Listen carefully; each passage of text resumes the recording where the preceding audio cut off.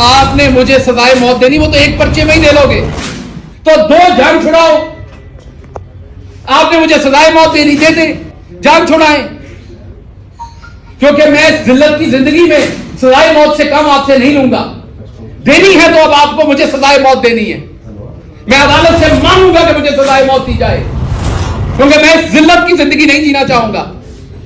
जो आप मेरे माथे पे लिख रहे हैं, इस्माइल गेल का पोता गद्दार नहीं है इस मुल्क का। आप किस तरह मुझे, आपने मारा, मैंने गिला नहीं किया, मैं इतने महीनों से चुप हूं, क्योंकि इधर से उठाऊंगा अपना पेट नंगा होगा। मेरा मुल्क है ना, नहीं बात की मैंने, किसी ने कहा डर गया। आपने देखा जो आपके पास 1 घंटा 2 घंटे रहे, उन्होंने बाहर आके क्या किया। मैं 16 दिन रहा आपके पास, मैं चुप हो गया। सब्र है हम लोगों में, हम गांव के लोग हैं, हमें बड़ा सब्र है। हम लगे हुए जख्म भी माफ कर देते हैं, बहुत सब्र है। लार्जर गुड के लिए बहुत कुछ करते हैं हम लोग। मुझे पता है मेरे मुल्क को इसका नुकसान होना है।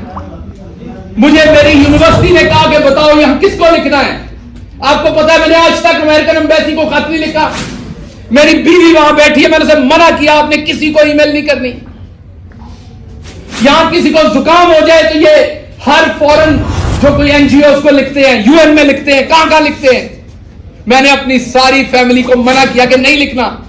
इंसाफ पाकिस्तान में लेना है, पाकिस्तान को बाहर बदनाम नहीं करना। यह सच है कि मेरे पर तशद्दुद हुआ, मेरे पास तस्वीरें हैं उसकी, लेकिन क्या बाहर जाके नंगा करूं अपने मुल्क को। तो मैंने अपनी पूरी फैमिली को मना किया कि आपने किसी बैरूनी इदारे को नहीं लिखना, इस मुल्क की तौकीर को नहीं छेड़ना आपने। तो उसका सिला अगर सजाए मौत है तो दे दीजिए। मैं कहां से गद्दार हूं? मेरा बाप कहां से गद्दार है? मेरा दादा कहां से गद्दार है? हम अपना सब कुछ छोड़ के इस मुल्क में 2 दफा हिजरत की हमने।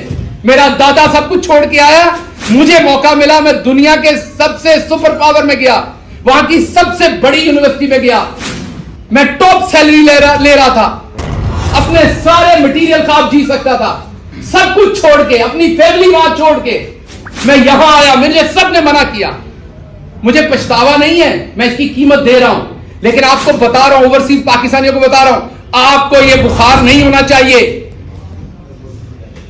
मैंने आज राजा साहब को बताया, इनको भी बड़ी चुल है यहां सियासत करने की। मैंने कहा आपको यह बुखार नहीं होना चाहिए, चुप करके वहां अपना काम करें, पाकिस्तान की मदद करनी, वहां से पैसे भेजे बस।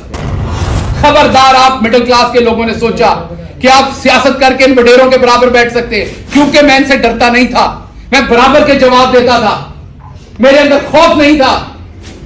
मैं इन वडेरों की औलाद को बराबर टीवी पे टक्करता था। मुझे तब भी धमकियां दी जाती थी। मैं वाहिद हूं पीटीआई में जिसने पीटीआई की हुकूमत में अब सबके सामने हाईकोर्ट में केस भुगते, मुंह पे स्याही डलवाई, अंडे खाए, जूते मारे गए मुझे। मेरी अपनी हुकूमत, मेरा अपना चीफ मिनिस्टर, मेरी अपनी पुलिस मुझे प्रोटेक्ट नहीं कर सकी तब। क्यों? क्योंकि मैं मिडिल क्लास से था। यहां आप किसी और की हुकूमत में किसी शहजादे को हाथ लगा के देखें, ऐसी की तैसी आपकी। गरीब को तो ऐसे उठाते हैं, गरीब को तो ऐसे उठाते हैं, मिडिल क्लास के बंदे को तो ऐसे उठाते हैं जैसे उसका कोई हक ही नहीं है।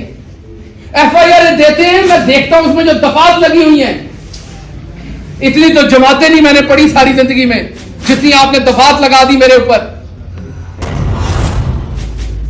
और मेरे बयानों को अपनी मर्जी से तोड़ मरोड़ कर पेश किया।